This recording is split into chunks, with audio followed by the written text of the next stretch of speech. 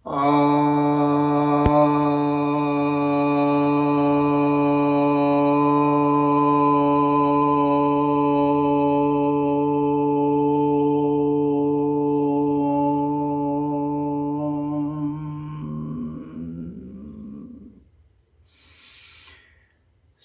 भक्तजनों को सप्रेम नमन। तो आज आपके समक्ष विज्ञान भैरव तंत्र के 78वें श्लोक की व्याख्या करने जा रहा हूं। यह ध्यान विधि 55वीं है।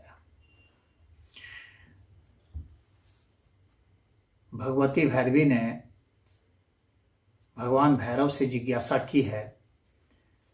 उनकी जिज्ञासा तो वैसे दार्शनिक थी, लेकिन भगवान भैरव ने साधना के अर्थ में उत्तर दिया है कि आप साधना करके खुद जानिए कि क्या होता है। यानी हमें और आपको यह सलाह दी जा रही है, यह उपदेश दिया जा रहा है कि हम लोग खुद साधना करें, खुद तपस्वी बने और देखें कि वास्तव में ये मन का विज्ञान, मन का रहस्य क्या है। तो इसमें इस सूत्र में, इस श्लोक में क्या बता रहे हैं, भगवान भैरव कह रहे हैं, उपविश्यासने सम्यग् बाहु कृत्वार्ध कुंचितो कच्छ व्योमिन मनः कुर्वन् सममायाति तल्लयात्। अर्थात आप आराम से बैठ जाइए और बाहों को अपने, ये जो इधर की जो पसली होती है, तो इसके आप एकदम सीधे में इसको रखिए। कांख के, मतलब कांख के बगल में बाह को रखिए और आराम से रखिए और बैठ जाइए।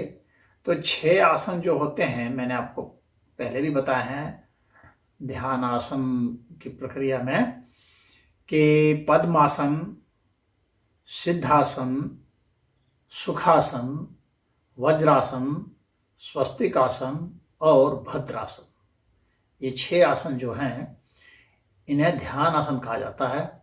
ये बहुत ही महत्वपूर्ण होते हैं।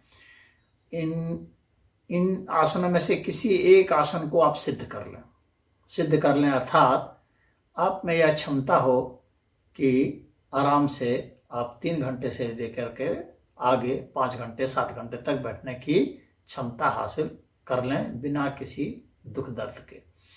और अब यहाँ पर यह है कि जब आप इसमें बैठते हैं तो फिर यहाँ पर मन की क्या स्थिति होनी चाहिए।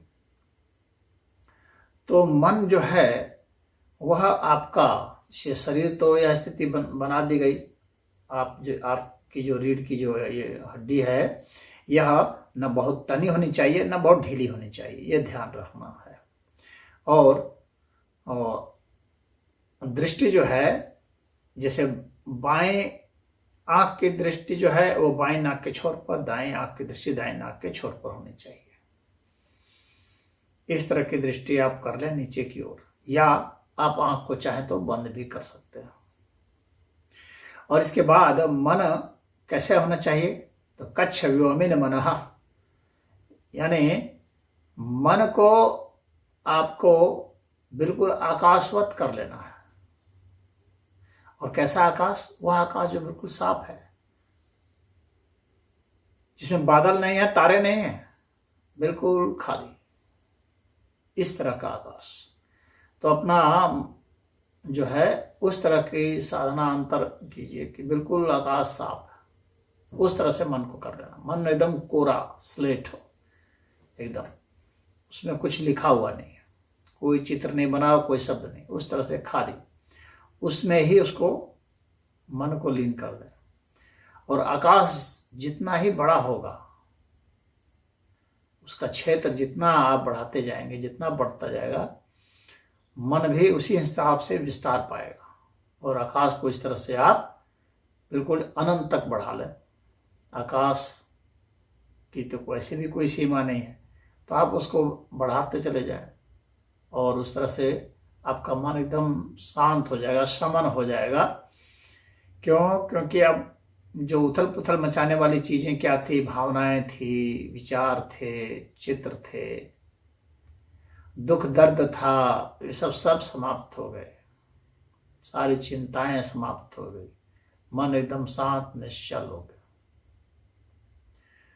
जिस तरह से किसी बर्तन में जल को छोड़ दिया जाए और जल एकदम स्थिर हो जाए, कोई तरंग नहीं आ रही, कोई तरंग नहीं उठ रही है, उस तरह से मन में किसी प्रकार की कोई तरंग नहीं, कोई संवेदना नहीं आ रही, एकदम शांत निश्चल आकाशवत।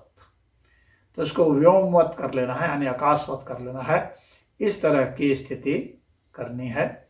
तो इस ध्यान की पद्धति को आप अपनाइए और इससे क्या हो जाएगा कि आपका मन तल्लीन हो जाएगा उस परव्योम में और परम शांति की अनुभूति होएगी। तो इस श्लोक में इतना ही। हरि ओम।